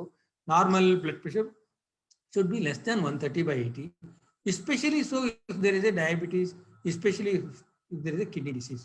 ಆಮೇಲೆ ಫಿಸಿಕಲ್ ಆಕ್ಟಿವಿಟಿನ all of us should maintain. at least 1 to 2 hours of physical exercise is mandatory for all of us every day. ನೋಡಿ, ನನಗೆ ಈಗ ಎಷ್ಟೊಂದು 63-64 ವರ್ಷ. ನಾನು ಎವ್ರಿ ಡೇ 2 hours ಎಕ್ಸರ್ಸೈಸ್ ನಾನು ತಪ್ಪದೇ ಮಾಡ್ತೀನಿ. Every day I am telling you honestly. Morning 5:30 to 7:30 ನಾನು ಶಟ್ಲ್ ಆಡೋದೇನು, ಸೈಕ್ಲಿಂಗ್ ಮಾಡೋದೇನು, ಸ್ವಿಮ್ಮಿಂಗ್ ಮಾಡೋದೇನು, ಎಲ್ಲಾ ತರವಾದ ಫಿಸಿಕಲ್ ಆಕ್ಟಿವಿಟಿ ನಾನು ಕಂಟಿನ್ಯೂಸ್ಲಿ ಮಾಡ್ತಾ ಇದ್ದೀನಿ. ಆದ ಕಾರಣ ದೇವ್ರ ದಯದಿಂದ ನಾನು ಆರೋಗ್ಯಕರವಾಗಿ ಉಳ್ಕೊಂಡಿದ್ದೀನಿ. ಅದನ್ನ ನಿಮ್ಗೆ ಏನ್ ಹೇಳಿಕ್ಕೆ ಇಷ್ಟಪಡ್ತೀನಿ ಅಂದ್ರೆ, all of you should develop sports activity, physical activity in your lifetime. That's very important thing that you can do. It will add immense value to your life, immense value. You will remain disease free till the end. Take my words, you will remain disease free. Sugar baro ನಿಮ್ಮ ಹತ್ರ ಬರೋಲ್ಲ, blood pressure ನಿಮ್ಮ ಹತ್ರ ಬರೋಲ್ಲ, heart ಕಾಯಿಲೆನೂ ನಿಮ್ಮ ಹತ್ರ ಬರೋದಿಲ್ಲ. 1 to 2 hours exercise will make you very healthy, very healthy. Next please. ಈಗ ಲಿಪಿಡ್ ಮ್ಯಾನೇಜ್ಮೆಂಟ್ ಅಂದ್ರೆ ಇದನ್ನ ನಾವು ಕಾಲಕ್ಕೆ ಲಿಪಿಡ್ ಪ್ರೊಫೈಲ್ ಅನ್ನೋ ಒಂದು ಪರೀಕ್ಷೆನ ಚೆಕ್ ಮಾಡಿಸ್ಕೋಬೇಕಾಗುತ್ತೆ. ಬ್ಲಡ್ ಟೆಸ್ಟ್ ಅದು ಖಾಲಿ ಹೊಟ್ಟೆನಲ್ಲಿ ಹೋಗಿ ಯಾವ್ದಾದ್ರು ಒಳ್ಳೆ ಡಯಾಗ್ನೋಸ್ಟಿಕ್ ಲ್ಯಾಬ್ ಅಲ್ಲಿ ಕೊಟ್ರೆ ಶುಗರ್ ಲಿಪಿಡ್ ಪ್ರೊಫೈಲ್ ಮಾಡಿದ್ರೆ ಮಾಡ್ತಾರೆ ಅವರು. ಅಟ್ಲೀಸ್ಟ್ ಒನ್ಸ್ ಎ ಇಯರ್ ಮಾಡಿಸ್ಕೊಳ್ಳೋದು ಸೂಕ್ತ. ಇದರಲ್ಲಿ ಬ್ಯಾಡ್ ಕೊಲೆಸ್ಟ್ರಾಲ್ ಅಂತ ಇದೆ, LDL ಕೊಲೆಸ್ಟ್ರಾಲ್. ಇದು 100 mg ಕಡಿಮೆ ಇರಬೇಕು. ಆಲ್ರೆಡಿ ಏನಾದ್ರು ಶುಗರ್ ಇತ್ತು ಅಥವಾ ಹೈಪರ್ ಟೆನ್ಷನ್ ಇತ್ತು ಅಥವಾ ಆಲ್ರೆಡಿ ಹೃದಯಾಘಾತ ಆಗಿದ್ರೆ ಇದು 50 mg ಕಡಿಮೆ ಇರಬೇಕು ಅಂತ ನಾನು ಇಲ್ಲಿ ಹೇಳಲಿಕ್ಕೆ ಇಷ್ಟಪಡ್ತೀನಿ. ಆಮೇಲೆ ಇನ್ನೊಂದು ರಿಸ್ಕ್ ಫ್ಯಾಕ್ಟರ್ ಅಂದ್ರೆ triglycerides. It should be less Dhan 200 mg. Diabetes ಇರೋರಿಗೆ ಏನಪ್ಪಾ ಗೋಲು? ಸೊ ಇದು ಲಿಪಿಡ್ ಮ್ಯಾನೇಜ್ಮೆಂಟ್. ಸೊ ಕೊಲೆಸ್ಟ್ರಾಲ್, ಅದರಲ್ಲಿ ಬ್ಯಾಡ್ ಕೊಲೆಸ್ಟ್ರಾಲ್ ಅಂದ್ರೆ LDL ಕೊಲೆಸ್ಟ್ರಾಲ್, ಅದು 100 mg ಕಡಿಮೆ ಇದ್ರೆ ಬಹಳ ಒಳ್ಳೇದು. ಎರಡನೇದು ಡಯಾಬಿಟಿಸ್ ಮ್ಯಾನೇಜ್ಮೆಂಟು. ಡಯಾಬಿಟಿಸ್ ಇರೋರಾದ್ರೆ ಅವ್ರದ್ದು HbA1c ಅನ್ನೋ ಒಂದು ಮಾರ್ಕರ್ ಇದೆ. ಪ್ರತಿ 4 ತಿಂಗಳಿಗೆ ಒಂದ್ಸರಿ HbA1c ಪರೀಕ್ಷೆನ ಪ್ರತಿಯೊಬ್ಬ ಮಧುಮೇಹ ರೋಗಿನೂ ಮಾಡಿಸ್ಕೊಳ್ಳೋದು ಸೂಕ್ತ. ಇದರ ವ್ಯಾಲ್ಯೂ 7 ಕಡಿಮೆ ಇರಬೇಕು. ಇದು 3 months ಆವರೇಜ್ ನಮಗೆ ಕೊಡುತ್ತೆ.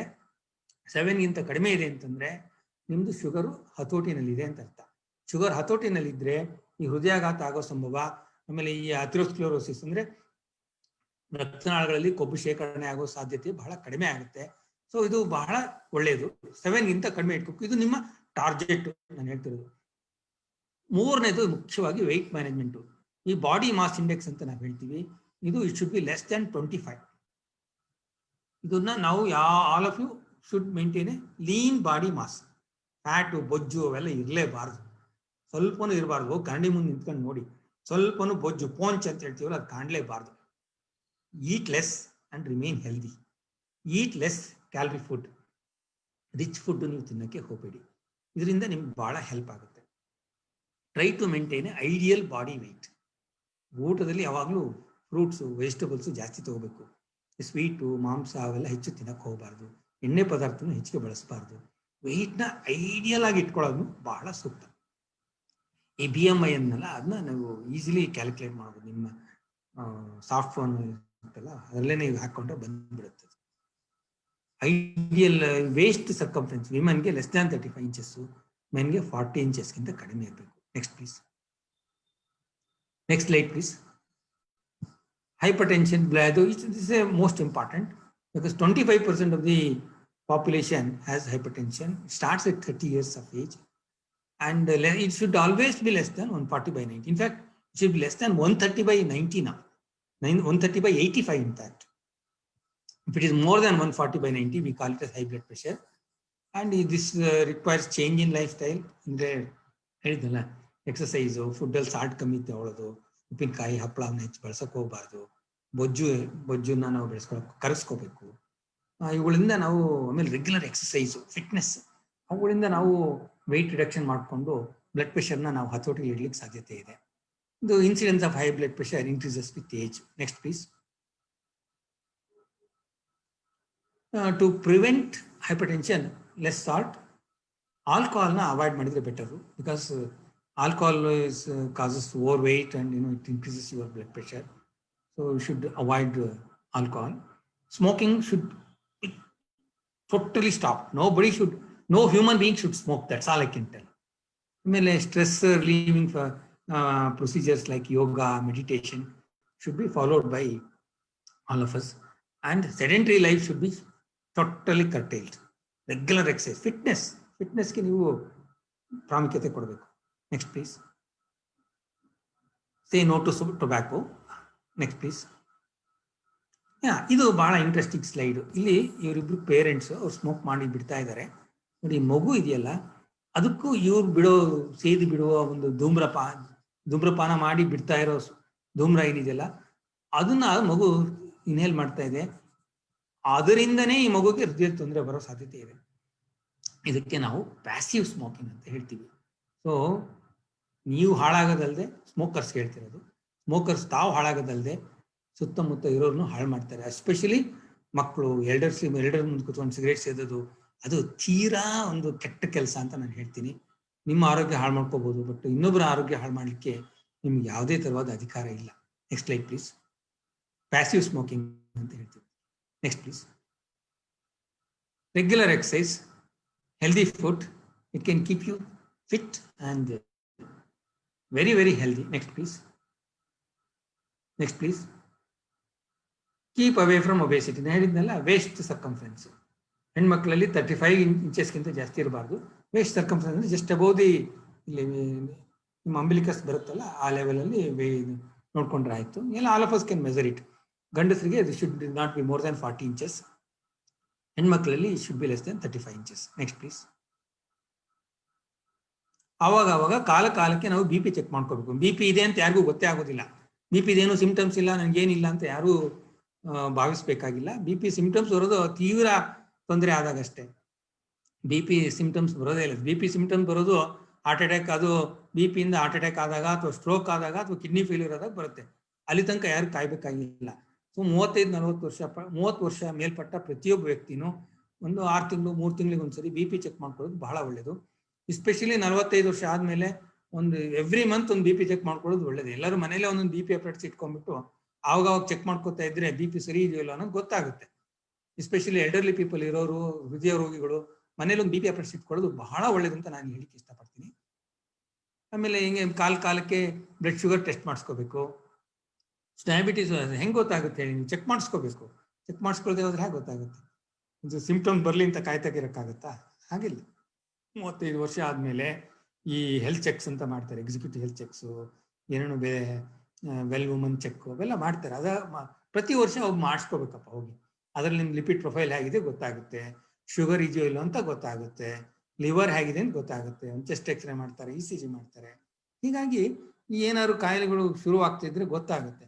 ಏನು ಮಾಡಿಸ್ಕೊಳ್ಳದೆ ನಾನು ಚೆನ್ನಾಗಿದ್ದೀನಿ ಅಂತ ಇದ್ಬಿಟ್ರೆ ಆಗೋಗುತ್ತಾ? ಇವು ಪರೀಕ್ಷೆ, ಈ ಕಾಯಿಲೆಗಳು, ಈ ಡಯಾಬಿಟಿಸು, ಹೈಪರ್ ಟೆನ್ಷನು, ಅವು ಸಿಂಪ್ಟಮ್ಸ್ ಬರೋಷ್ಟೊತ್ತಿಗೆ ಬಹಳ ಲೇಟ್ ಆಗ್ಬಿಟ್ಟಿರುತ್ತೆ. ಆಲ್ರೆಡಿ ಡ್ಯಾಮೇಜ್ ಆಗೋಗ್ಬಿಟ್ಟಿರುತ್ತೆ organs, important organs like heart may be damage, kidney may be damage. ಅಲ್ಲಿ ತನಕ ಯಾರು ಕಾಯ್ಬೇಕಾಗಿಲ್ಲ. ಪ್ರತಿ ವರ್ಷ ಒಂದು ಹೆಲ್ತ್ ಚೆಕ್ ಅನ್ನೋದನ್ನ ನೀವು ಮಾಡ್ಕೊಳ್ಳೋದನ್ನ ಅಭ್ಯಾಸ ಮಾಡ್ಕೊಳ್ಳಿ. ನನಗೆ ಸಿಂಪ್ಟಮ್ಸ್ ಇಲ್ಲ, 2 ವರ್ಷ ಕೆಳ ಮಾಡಿಸ್ಕೊಂಡಿದ್ದೆ ನಾನೇನು ಅಲ್ಲ, ಪ್ರತಿ ವರ್ಷ ಮಾಡಿಸ್ಕೊಂಡಿದ್ದೆ. ಒಂದು BP ಚೆಕ್ ಮಾಡಿಸ್ಕೊಳ್ಳೋದು ಏನಪ್ಪ ಕಷ್ಟ? ಆಮೇಲೆ ಹೋಗಿ ಒಂದು 6 ತಿಂಗಳಿಗೆ ಒಂದ್ಸರಿ ಒಂದು ಬ್ಲಡ್ ಶುಗರು, ಒಂದು HbA1c ಮಾಡಿಸ್ಕೊಳ್ಳಿ, ಒಂದು ಲಿಪಿಡ್ ಪ್ರೊಫೈಲ್ ಮಾಡಿಸ್ಕೊಳ್ಳಿ. ಏನು what is this? You should do it. ನಿಮ್ಮ ಹೆಲ್ತ್ಗಾಗಿ ನೀವು ಸ್ವಲ್ಪ ಕಾಳಜಿ, ಆಸ್ತಿ ವಹಿಸೋದು ಬಹಳ ಒಳ್ಳೇದು ಅಂತ ನಾನು ಹೇಳಿಕ್ಕೆ ಇಷ್ಟಪಡ್ತೀನಿ. Next please.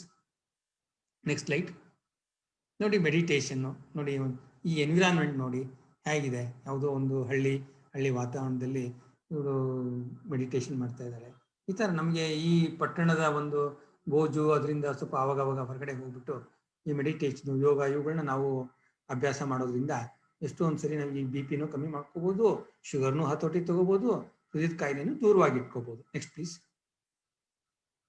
ಯೋಗ ನೋಡಿ, yoga is a beautiful exercise. ಅದು ನಿಮ್ಮ ಮನಸ್ಸನ್ನು ಒಂದು ಮನಸ್ಸಿಗೂ ಎಕ್ಸಸೈಸ್ ಮಾಡುತ್ತೆ, ಬಾಡಿಗೂ ಎಕ್ಸಸೈಸ್ ಮಾಡುತ್ತೆ, ಎಲ್ಲ ಜಾಯಿಂಟ್ಸ್ಗಳನ್ನು ಅದು ಸದೃಢವಾಗಿಡುತ್ತೆ. ಅದರಷ್ಟು ಸಂಪೂರ್ಣವಾದ ಒಂದು ವ್ಯಾಯಾಮ ಇನ್ಯಾವುದೂ ಇಲ್ಲ. ಮನಸ್ಸು ಮತ್ತು ದೇಹ ಮತ್ತು ಎಲ್ಲ ಜಾಯಿಂಟ್ಸ್ಗಳು ಎಲ್ಲನೂ ಅದು ಸದೃಢವಾಗಿರುವಂಥ ಒಂದು ಇದು.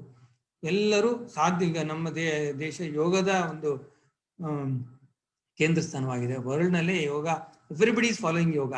ನಮ್ಮಲ್ಲಿರೋ ಎಲ್ಲರೂ ಯೋಗಾಭ್ಯಾಸವನ್ನ ನಾವು ಬಳಕೆ ತಗೊಳ್ಳೋದು ಒಳ್ಳೇದು ಅಂತ ಹೇಳ್ತೀನಿ. ಇದು ಬಹಳ ಹೆಲ್ಪ್ ಆಗುತ್ತೆ. ಎಸ್ಪೆಷಲಿ ಈ ದಿನನಿತ್ಯದ ಒತ್ತಡ, ಮಾನಸಿಕ ಒತ್ತಡ, ಆಮೇಲೆ ಈ ಪ್ರಾಬ್ಲಮ್ಸ್ಗಳನ್ನೆಲ್ಲ ನೋಡಿದ್ರೆ ಫಿಟ್ ಆಗಿರ್ಲಿಕ್ಕೆ ಯೋಗ ಬಹಳ ಸಹಾಯಕಾರಿಯಾಗುತ್ತೆ. ಒಂದು 25-30 ನಿಮಿಷ ಯೋಗಾಭ್ಯಾಸದಲ್ಲಿ ನಾವು ನಿರತರಾಗೋದು ಬಹಳ ಸೂಕ್ತ ಅಂತ ನಾನು ನಿಮ್ಗೆ ಎಲ್ಲರಿಗೂ ಕಳಕಳಿಯಿಂದ ಹೇಳ್ಕೊತೀನಿ. Next please. Next please. ಈ ತರದ್ದು ನೋಡಿ, ಕರೆದಿದ್ದು ಐಟಮ್ಸ್ ಅವಾಯ್ಡ್ ಮಾಡಬೇಕು. ಫ್ಯಾಟ್ ಐಟಮ್ಸು, ಇದು ಫಿಂಗರ್ ಚಿಪ್ಸ್ ಅಂತೀವಲ್ಲ ಅದು ಅಂತ ಕಾಣುತ್ತೆ. ಇದು ಚೆನ್ನಾಗಿ ಎಣ್ಣೆಯಲ್ಲಿ ಕರೆದಿದ್ದಾರೆ, ಹೈ ಕ್ಯಾಲರಿ ಈ ಡಯಟ್. ಇದು ಹಾಕೊಂಡು ನೋಡಿ, ಇಂಥವನ್ನೆಲ್ಲ ಅವಾಯ್ಡ್ ಮಾಡಿದ್ರೆ ಒಳ್ಳೇದು. ಬೇಗನೆ you will gain weight. That's the problem. Next please. ನೋಡಿ, ಇದೊಂದು ಕೂತ್ಕೊಂಡು ಕುಡಿಯೋದು, ಸಿಗರೇಟ್ ಸೇದೋದು, ಏನು ಕೆಲಸ ಮಾಡಂಗಿಲ್ಲ, ಬೇಗನೆ ಏಜಿಂಗು. ಅರ್ಥ ಆಯ್ತಲ್ಲ? ಯಾವುದೇ ಆಗಲಿ ಒಂದು ಹಿತಮಿತವಾಗಿರ್ಬೇಕು. ಒಂದು ಬಾಟ್ಲಿ ವಿಸ್ಕಿ ಇಟ್ಕೊಂಡು ಕೂತ್ಕೊಂಡು ಕುಡಿದ್ರೆ ಆರೋಗ್ಯ ಇರುತ್ತಾ? ಲಿವರು ಹಾಳಾಗುತ್ತೆ, ಹಾರ್ಟು ಹಾಳಾಗುತ್ತೆ, BP ಬರುತ್ತೆ, ಶುಗರು ಬರುತ್ತೆ. ಏನ್ ಬಂತು, ಮನೇಲಿ ಹೋಗಿ ಜಗಳ ಆಡ್ಕೊತೀರಿ, ಏನೋ ಒಂದು ಕೆಲಸ ಅಲ್ವಾ? ಸೊ ಇದನ್ನೆಲ್ಲ ಅವಾಯ್ಡ್ ಮಾಡೋದು ಒಳ್ಳೇದು. ಡಿಸಿಪ್ಲಿನ್ ಲೈಫ್ ಲೀಡ್ ಮಾಡೋದು ಬಹಳ ಮುಖ್ಯ ಅಂತ ನಾನು ಹೇಳ್ತೀನಪ್ಪ. Next light please. ನೋಡಿ, ಇದು ರಿಕ್ರಿಯೇಷನ್ಸ್. ನೋಡಿ, ಇವರೆಲ್ಲ ಯಾವುದೋ ಒಂದು ಅಬಾರಿಜಿನನ್ಸ್ ಅಂತ ಹೇಳ್ತಾರಲ್ಲ, ಹಾಗೆ ಅವರು ಖುಷಿಯಾಗಿರ್ತಾರೆ. ಈ ಕಮ್ಯುನಿಟಿಗಳಲ್ಲಿ ಹೃದಯ ತೊಂದರೆ ಬರೋದೇ ಇಲ್ಲ, ಶುಗರ್ ಇರೋದೇ ಇಲ್ಲ, ಹೈಪರ್ ಟೆನ್ಷನ್ ಅವ್ರು ಕೇಳೇ ಇಲ್ಲ. ಇವು ಸಾಲ್ಟ್ ಕಮ್ಮಿ ತಿಂತಾರೆ ಅಂತ ಇಟ್ಕೊಳ್ಳಿ. ಈ ಒರಿಜಿನಲ್ ಇದು ಹೇಳ್ತೀವಲ್ಲ, ಟ್ರೈಬ್ಸ್ ಅಂತ ಹೇಳ್ತೀವಲ್ಲ, ಅವರು ಈ ತರ ನಾವು ಇವ್ರು ನೋಡಿ ಕಲ್ತ್ಕೋಬೇಕು. ನಾವು ಅವ್ರು ಹೇಗೆ ಜೀವನ ನಡೆಸ್ತಾರೆ ನೋಡಿ. ಅವ್ರ ಎಕ್ಸ್ಪೆಕ್ಟೇಷನ್ ಲೆಸ್, ಅಂದ್ರೆ ಅಕ್ಯುಮುಲೇಟ್ ಮಾಡಬೇಕು, ಇದು ಮಾಡ್ಕೊಂಡು ಯಾವ ಸ್ಟ್ರೆಸ್ ಇಲ್ಲ, ಏನಿಲ್ಲ. ಅವತ್ತಿಂದ ಅವ್ರು ದುಡಿತಾರೆ, ಖುಷಿಯಾಗಿರ್ತಾರೆ. ನೋಡಿ, ಎಷ್ಟು ಅವ್ರ ಮುಖ ನೋಡಿದ್ರೆ ಎಷ್ಟು ಸಂತೋಷ ಅನ್ಸುತ್ತೆ. ಎಲ್ಲರೂ ಖುಷಿಯಾಗಿದ್ದಾರಪ್ಪ. Next please. ಈ ಫುಡ್ ನಾವು ಜಾಸ್ತಿ ತಗೋಬೇಕು. ಹಣ್ಣು ಹಂಪ್ಲ ಅಂತ ಹೇಳ್ತೀವಲ್ಲ, ಇದನ್ನ ಪ್ರತಿನಿತ್ಯ ಊಟಕ್ಕಿಂತ ಜಾಸ್ತಿ ಹಣ್ಣು ಹಂಪ್ಲ ತಗೊಳ್ಳಿ ಅಂತ ಎಲ್ಲರಿಗೂ ನಾನು ಇಲ್ಲಿ ಕೇಳ್ಕೊತೀನಿ. ಇದು ತಗೊಳ್ಳೋದ್ರಿಂದ ಏನಾಗುತ್ತೆ, ನೀವು ಈ ಕ್ಯಾಲರಿ ಫುಡ್ ಇರುತ್ತಲ್ಲ, ಈ ದೋಸೆ, ಬಜ್ಜಿ ಗಿಜ್ಜಿ ಅದು ತಿನ್ನೋದನ್ನ ಕಮ್ಮಿ ಮಾಡ್ತೀರಪ್ಪ. ಈ ಕ್ಯಾಲರಿ ಫುಡ್ ಬಹಳ ಸತ್ವಯುತವಾಗಿರುತ್ತೆ, ವೈಟಮಿನ್ಸ್ ಇರುತ್ತೆ, ಆಮೇಲೆ ಹೈ ಫೈಬರ್ ಡಯಟ್, ಮೋಷನ್ ಎಲ್ಲ ಚೆನ್ನಾಗಾಗುತ್ತೆ. ಆಮೇಲೆ ವೆಯ್ಟ್ ಗೇನ್ ಆಗ್ಲಿಕ್ಕೆ ಇದು ಸ್ವಲ್ಪನೂ ಆಸ್ಪದ ಕೊಡೋದಿಲ್ಲ. Next please. ನೋಡಿ, ಈ food we should take high fibre diet, vegetables, salads. ಊಟ ನನಗೆಲ್ಲರೂ ಕೇಳೋ ಒಂದು ಪ್ರಶ್ನೆ, ವೆಯ್ಟ್ ಹೆಂಗ್ ಕಮ್ಮಿ ಮಾಡೋದು ಡಾಕ್ಟ್ರೆ, ವೆಯ್ಟ್ ಹೆಂಗ್ ಕಮ್ಮಿ ಮಾಡೋದು ಅಂತ. ಇದೆಯಲ್ಲ, ಇದೇ ನಿಮ್ಗೆ ವೆಯ್ಟ್ ಕಮ್ಮಿ ಮಾಡ್ಲಿಕ್ಕೆ ಇರೋ ಒಂದು ಸಾಧನ. ಊಟಕ್ಕಿಂತ ಮುಂಚೆ ಚೆನ್ನಾಗಿ ಸೌತೆಕಾಯಿ, ಕ್ಯಾರೆಟ್ ಅವುಗಳು ಸಲಾಡ್ ಮಾಡ್ಕೊಂಡು ಇಟ್ಕೊಂಡ್ಬಿಡಿ. ಟೊಮೊಟೊ ಅದನ್ನ ಸ್ವಲ್ಪ ಜಾಸ್ತಿ ತಗೊಳ್ಳಿ, ಊಟಕ್ಕಿಂತ ಮುಂಚೆನೆ ತಗೊಳ್ಳಿ. ಸ್ವಲ್ಪ ಹೊಟ್ಟೆ ತುಂಬಿದ್ರೆ ನಿಮ್ಗೆ ನಮ್ಮ ಈ ರೆಗ್ಯುಲರ್ ಫುಡ್ ತಿನ್ಲಿಕ್ಕೆ ಅಷ್ಟು ಅಲ್ಲಿ ಜಾಗ ಇರೋದಿಲ್ಲ ಮತ್ತು ಅವಕಾಶ ಇರೋದಿಲ್ಲ. ಅವಾಗ ಅದು ತಿನ್ನೋದು ಕಡಿಮೆ ಆಗುತ್ತೆ. ಅದರಿಂದ ನೀವು ವೆಯ್ಟ್ ಗೇನ್ ಮಾಡ್ಕೊಳ್ಳೋದನ್ನ ಸಂಪೂರ್ಣ ನೀವು ತಡೆಗಟ್ಟಬಹುದು. So food restriction is very most important for prevention of obesity. Next please. Can you go back to previous? ಇಲ್ಲಿ ನೋಡಿ, ಈ ಬರೀ ಕೂತ್ಕೊಂಡೇ ಕೆಲಸ ಮಾಡೋದು ನೋಡಿ, ಟಿವಿ ಮುಂದೆ ಕೂತಿರೋದು, ಮನೆ ಮಂದಿ ಎಲ್ಲ ಇಲ್ಲ ಕಂಪ್ಯೂಟರ್ ಮುಂದೆ ಕೂತಿರೋದು ನೋಡಿ, ಸಣ್ಣ ಮಗು ಆಟ ಆಡೋ ಟೈಮಲ್ಲಿ ಗೇಮ್ಸ್ ಆಡ್ತಾ ಕೂತಿರೋದು, ಇವುಗಳನ್ನೆಲ್ಲ ನಾವು ಇವುಗಳಿಂದನೇ ನಮಗೆ ಈಗ ನೆಕ್ಸ್ಟ್ ಯುವ ಪೀಳಿಗೆ ಮತ್ತೆ ಈಗಿನ ಜನರೇಷನ್ಗೆ ಹೃದಯ ತೊಂದರೆ ಜಾಸ್ತಿ ಆಗ್ಲಿಕ್ಕೆ ಕಾರಣ ಅಂತ ಹೇಳಲಿಕ್ಕೆ ಇಷ್ಟಪಡ್ತೀನಿ. Next please.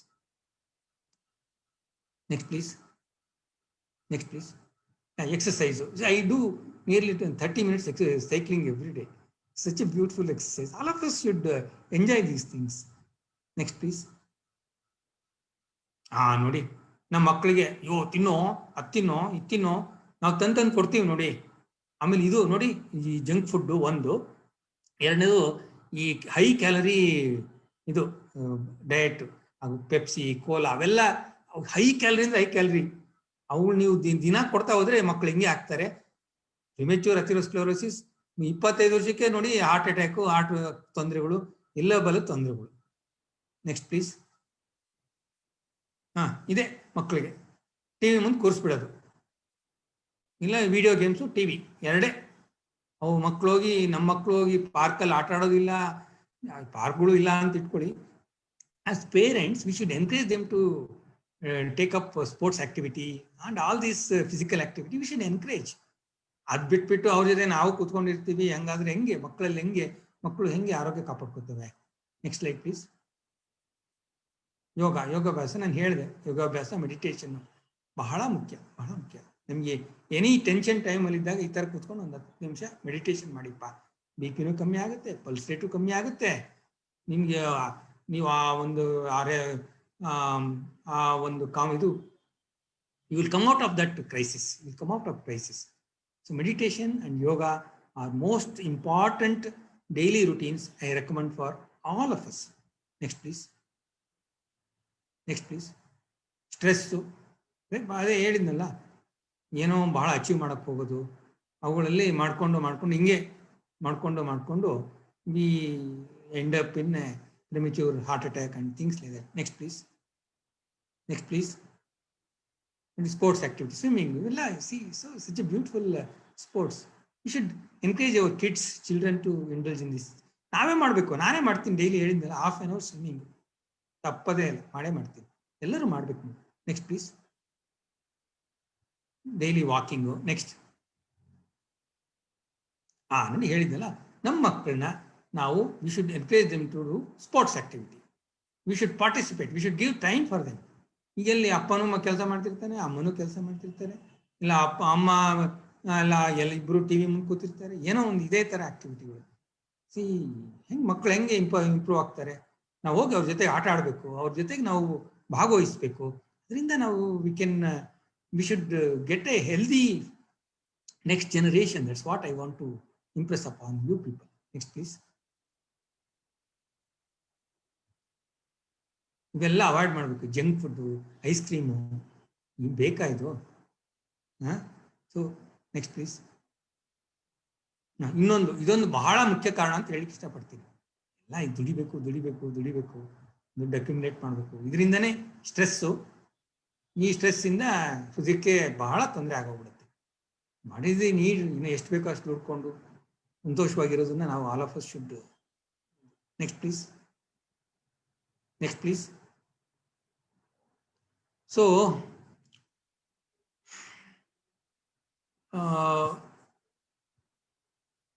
can you take out these slides, sir?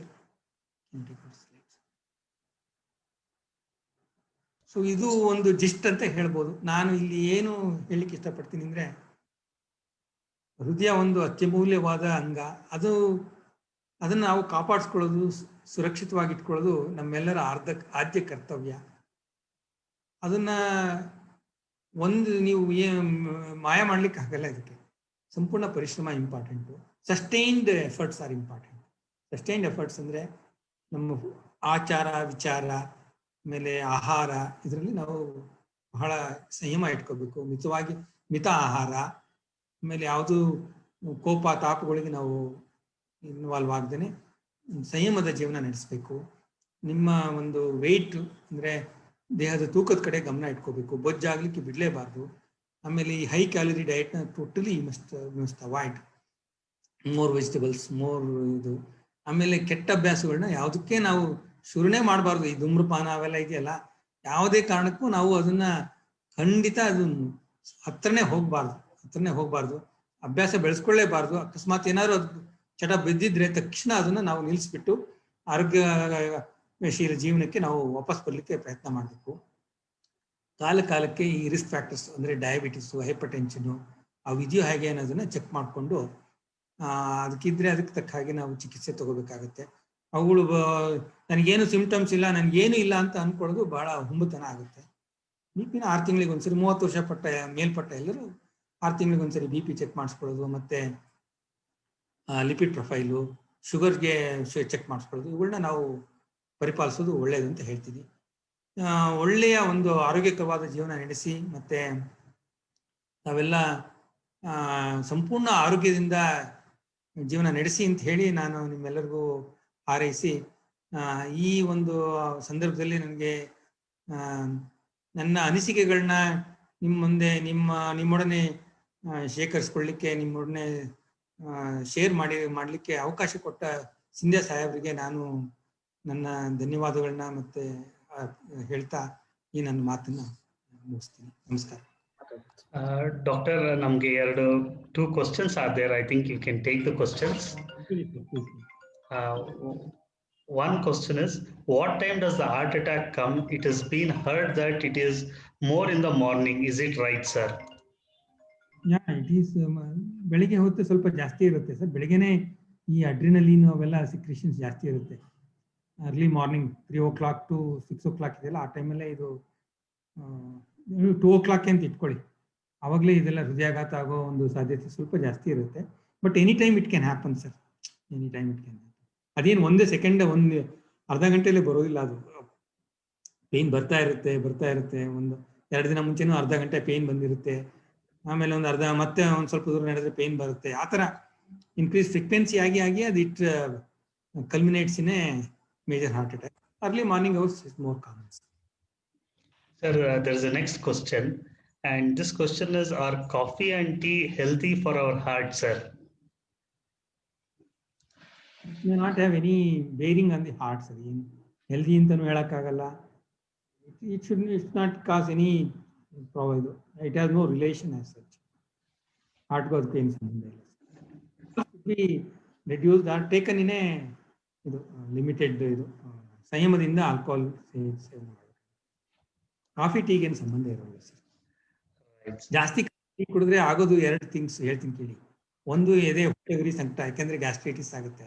2ನೇದು ಎದೆ ಬಡ್ತ, ಡಬ್ ಅಂತ ಪಾಲ್ಪಿಟೇಷನ್ಸ್, ಇವುಗಳೆಲ್ಲ 2 ಆಗುತ್ತೆ. ಅದ್ರ ಹೊರತು ಇನ್ನೇನು. ಆಮೇಲೆ ವೇಟ್ ಗೇನ್ ಆಗುತ್ತೆ. ಬಹಳ ಸರಿ 5-10 ಸರಿ ಕಾಫಿ ಕುಡಿದ್ರೆ ಅದರಲ್ಲಿ 1 ಕಪ್ ಕಾಫಿನಲ್ಲಿ 100 ಕ್ಯಾಲರಿ 150 ಕ್ಯಾಲರಿ ಇರುತ್ತೆ ಸರ್.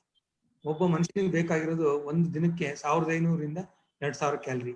ಇನ್ನು 10 ಕಪ್ ಕಾಫಿ ಕುಡಿದ್ರೆ ಎಷ್ಟಾಯ್ತು ಹೇಳಿ? ಅದು ವೇಟ್ ಗೇನ್ಗೆ one of the important reasons is excessive coffee and tea drinking. Weight gain ಆಗ್ಬೋದು, ಗ್ಯಾಸ್ಟ್ರೈಟಿಸ್ ಮತ್ತೆ ಪಾಲ್ಪಿಟೇಷನ್ ಇದೆ, ಬಡ್ತ ಜಾಸ್ತಿ ಆಗುತ್ತೆ. ಇವುಗಳು major problems. Thank you very much, Doctor. By now, I think we have completed all the questions. Now, I request our State Chief Commissioner, Shri P.J. Scindia sir, for the closing remarks. ತುಂಬಾ ಧನ್ಯವಾದಗಳು ಡಾಕ್ಟ್ರೆ. ತಮಗೆ ನಾವು ತುಂಬಾ ಚಿರುಣಿಯಾಗಿರ್ತೇವೆ. We are very grateful to you. You are working for a very big international level reputed hospital, but you are down to earth man. ನೀವು ಬಂದು ನಮ್ಮ ಮಕ್ಕಳಿಗೆ ಈ ಜ್ಞಾನವನ್ನೇನು ಕೊಟ್ಟಿದ್ದೀರಾ, ತಿಳುವಳಿಕೆಯನ್ನೇನು ಕೊಟ್ಟಿದ್ದೀರಾ, ಇದಕ್ಕೆ ಬೆಲೆ ಕಟ್ಟಲಿಕ್ಕೆ ಆಗೋದಿಲ್ಲ. We are grateful to you. ಮತ್ತೆ ತಾವು ಜಯದೇವ ಸಂಸ್ಥೆನಲ್ಲಿ ಕೆಲಸ ಮಾಡಿರ್ತಕ್ಕಂಥದ್ದನ್ನ ನೆನಪಿಸ್ಕೊಂಡಿದ್ದೀರಾ. ನೀವು ಬಹಳ ದೊಡ್ಡ ತಜ್ಞರು. ಇವತ್ತು ವರ್ಲ್ಡ್ ಹಾರ್ಟ್ ಡೇ ದಿವಸ ಇದೊಂದು ಅಕೇಶನ್ ನಮ್ಗೆಲ್ಲ, ನಮ್ಮ ಮಕ್ಕಳಿಗೆ ಈ ನಾಲೆಡ್ಜ್ ಕೊಡ್ತಕ್ಕಂಥದ್ದು. Because we want to make them as better citizens. ಇಲ್ಲಿ 1000 ಜನ ಫೇಸ್ಬುಕ್ ಅಲ್ಲಿ ನೋಡ್ತಾ ಇದ್ದಾರೆ ಹುಡುಗರು, ಇಡೀ ರಾಜ್ಯದಲ್ಲಿ. ಬೇರೆ ರಾಜ್ಯಗಳಿಂದನೂ ಸಹಿತ ಕೆಲವರು ಬಂದಿರ್ತಾರೆ, ಸ್ಕೌಟ್ ಗೈಡ್ಸ್ ಅವರು. ಮತ್ತೆ ಅನೇಕ ನಮ್ಮ ಸಂಸ್ಥೆಯ ಮುಖಂಡರುಗಳು ಸಹಿತ ಬಂದು ನೋಡ್ತಾ ಇದ್ದಾರೆ. ಅವ್ರಿಗೆಲ್ಲ ಬಹಳ ಉಪಯೋಗ ಆಗ್ತದೆ. ತಾವ್ ಹೇಳಿರ್ತಕ್ಕಂಥ ವಿಚಾರಗಳಿಂದ prevention is better than cure ಅಂತ ಯಾವಾಗೂ ಸಹಿತ ಹೇಳ್ತಾರಲ್ಲ, ಆ ರೀತಿ ತಾವು ಪ್ರಿವೆಂಟಿವ್ ಥಿಂಗ್ಸ್ ಅನ್ನ ಬಹಳ ಹೇಳಿದ್ದೀರಾ. I am highly grateful to you. ನಿಮ್ಮಂತವ್ರು very rare cardiologist we get. ಬಂದು ಪ್ರಿಕಾಷನ್ಸ್ ಕೊಟ್ಟಿದ್ದೀರಾ. ಈಗಾಗಲೇ ನೀವು 1000 ಪ್ರಾಣಿಗಳನ್ನು ಉಳಿಸಿದ್ದೀರಾ, ಮುಂದೂ ಸಹಿತ ಉಳಿಸೋರಿದ್ದೀರಾ. ಭಗವಂತ ನಿಮ್ಗೆ ಚೆನ್ನಾಗಿ ಇಟ್ಟಿರ್ಲಿ, ನಿಮಗೆ ನೆಮ್ಮದಿ ಇರ್ಲಿ, ನಿಮ್ಮ ಆಸೆಗಳೆಲ್ಲ ಈಡೇರ್ಲಿ, ಮತ್ತೆ ನಿಮ್ಮ ಜ್ಞಾನ ಎಲ್ರಿಗೂ ಸಹಿತ ಸಿಗಲಿ ಅಂತ ಹೇಳಿ ಇವತ್ತು ವೆಬಿನಾರ್ ಅನ್ನ ಮುಖ್ಯವಾಗಿ ಮಾಡ್ಬೇಕಾದ್ರ ಕಾರಣ ನಮ್ಮ ಸಂಸ್ಥೆಯ ಅಂತಾರಾಷ್ಟ್ರೀಯ ಡೆಪ್ಯೂಟಿ ಕಮಿಷನರ್ ಆಗಿರ್ತಕ್ಕಂಥ ಸನ್ಮಾನ್ಯ ಮಧುಸೂದನ್ ಅವರು ಬಹಳ ಮುತುವರ್ಜಿಯನ್ನು ವಹಿಸಿ ಇವತ್ತು ಮಾಡ್ಲೇಬೇಕು ಅಂತ ಹೇಳಿ ನಿನ್ನೆ ಕೊನೆ ಗಳಿಗೆನಲ್ಲಿ ನಾನು ಬಹಳ ಅನುಮಾನದಿಂದ ತಮಗೆ ಮಾತನಾಡಿದೆ. ರಮೇಶ್ ಅವರು ಬಹಳ ದೊಡ್ಡ ವೈದ್ಯರು, ಸಿಗ್ತಾರೋ ಇಲ್ವೋ ಅಂತಕ್ಕಂಥ ಭಯದಿಂದ. ಆದ್ರೂ ತಾವು ಒಪ್ಕೊಂಡು ನಮಗ್ ಬಂದಿರೋದು ನಾನು ತುಂಬಾ ಚಿರುಣಿ. ಮಧುಸೂದನ್ ಅವ್ರಿಗೂ ಧನ್ಯವಾದಗಳನ್ನ ಅರ್ಪಿಸ್ತೇನೆ. ಮತ್ತೆ ನಿಮ್ ಜೊತೆಲಿ ಕೆಲವು ಪ್ರಮುಖ ನಾಯಕರುಗಳು ಭಾಗವಹಿಸಿದ್ದಾರೆ, ಅವ್ರಿಗೆ ಧನ್ಯವಾದಗಳನ್ನ ಅರ್ಪಿಸ್ತೇನೆ. ಅವರೆಲ್ಲ ಇದನ್ನ ಜೀವನದಲ್ಲಿ ಅಳವಡಿಸ್ಕೊಂಡ್ರೆ ಬಹಳ ಉಪಯೋಗ ಅವ್ರಿಗೆ ಆಗ್ತದೆ ಅಂತ ಹೇಳಿ ನಾನು ತಿಳಿದಿದ್ದೇನೆ. ನನಗೂ ಅನೇಕ ವಿಷಯಗಳು, ನಾನು ಆರೋಗ್ಯ ಮಂತ್ರಿ 30 ವರ್ಷದ ಹಿಂದೆ ಆಗಿದ್ರು ಸಹಿತ ಅನೇಕ ವಿಷಯಗಳು ನನಗೂ ಸಹಿತ ಗೊತ್ತಾಗಿವೆ. ತುಂಬಾ ಚಿರುಣಿ ಆಗಿದೆ ಅಂತ ನಮ್ಗೆ. ಮತ್ತೆ ನಮ್ಮ ಮಕ್ಕಳು ಇದನ್ನೇನ್ ತಿಳ್ಕೊಳ್ತೀರಾ, ನಿಮ್ ಕುಟುಂಬಗಳಲ್ಲಿ ಈ ವಿಚಾರ ಜ್ಞಾನದ ರೂಪದಲ್ಲಿ ತಿಳಿಸ್ಬೇಕು. ನೀವು ಸಹಿತ ಸಿಗರೇಟ್ ಸೇದಕ್ ಹೋಗ್ಬಾರ್ದು, ಸ್ವಲ್ಪ ಆಟ ಆಡ್ಬೇಕು, ಬೊಜ್ಜು ಬೆಳೆಸ್ಕೋಬಾರ್ದು, ಅದನ್ನೇ ವೈದ್ಯರು ಹೇಳಿರ್ತಕ್ಕಂಥದ್ದು. ಇಷ್ಟ ಹೇಳಿ ಇವತ್ತಿನ ಈ ವಿಶ್ವ ಹೃದಯದ ದಿವಸ ತಮ್ಮೆಲ್ರಿಗೂ ಸಹಿತ ಒಳ್ಳೇದ ಆಗ್ಲಿ, ಕರೋನಾ ಬೇಗ ಹೋಗ್ಲಿ, ಮನೆಗಳಲ್ಲಿ ಇರಿ, ಚೆನ್ನಾಗಿರಿ, ಎಲ್ರಿಗೂ ಭಗವಂತ ಒಳ್ಳೇದ್ ಮಾಡ್ಲಿ ಅಂತೇಳಿ ಹಾರೈಸಿ ಮತ್ತೊಮ್ಮೆ ಡಾಕ್ಟರ್ ರಮೇಶ್ ಅವ್ರಿಗೆ ನಾನು ನಮ್ಮ ಸಂಸ್ಥೆಯ ಪರವಾಗಿ ಧನ್ಯವಾದಗಳನ್ನ ಅರ್ಪಿಸ್ತೇನೆ. ಅವ್ರಿಗೆ ಅಲ್ಲಿ ಅವರ ಆಸ್ಪತ್ರೆಯಲ್ಲಿ ಸಹಾಯ ಮಾಡಿರ್ತಕ್ಕಂಥ ಸಹಾಯಕರಿಗೆ ಅವ್ರಿಗೂ ಸಹಿತ ನಾನು ಧನ್ಯವಾದಗಳನ್ನ ಅರ್ಪಿಸ್ತೇನೆ. Thank you sir.